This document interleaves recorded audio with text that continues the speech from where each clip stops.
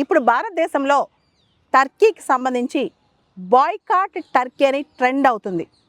టర్కీని boycott చేయండి, Turkey గూడ్స్ని boycott చేయండి, Turkey దేశానికి వెళ్ళే ట్రిప్స్ని బాయ్కాట్ చేయండి అని చెప్పి ట్రెండ్ అవుతుంది. అసలు టర్కీకి వ్యతిరేకంగా భారతీయులు ఎందుకు నినాదాలు చేస్తున్నారు? టర్కీకి అంటే భారతదేశానికి ఎందుకు కోపం వచ్చింది? రీసెంట్గా జరిగిన టెర్రర్ అటాక్ సంబంధించి ఆ తర్వాత జరిగిన పరిణామాల్లో పాకిస్తాన్కి పూర్తిగా సపోర్ట్ చేసింది టర్కీ అని చెప్పి భారతీయుల భావన అన్నమాట. ముఖ్యంగా టర్కీ డ్రోన్స్ కానీ, టర్కీ మిసైల్స్ కానీ, ఈవెన్ టర్కీ నేవల్ వార్షిప్ కూడా పాకిస్తాన్ దగ్గరకు వచ్చిందంట. ఇది కట్టసీ పోర్టుకాల్ అన్నారు కానీ ఎవరూ నమ్మట్లేదు. దాంతో భారతీయులు ఇప్పుడు చాలా కోపంగా ఉన్నారు టర్కీ పైన.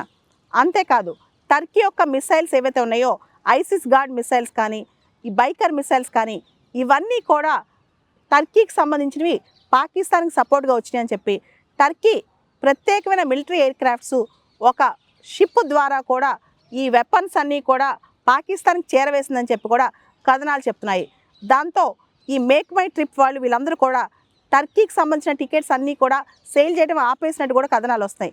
అంతేకాదు ప్రతి సంవత్సరం భారతదేశం నుంచి దాదాపు 3.3 lakh 3.5 లక్షల మంది టూరిస్టులు టర్కీకి వెళ్తారు. ఇప్పుడు భారతీయులు టర్కీకి వెళ్ళకూడదని నిర్ణయించుకుంటున్నారు.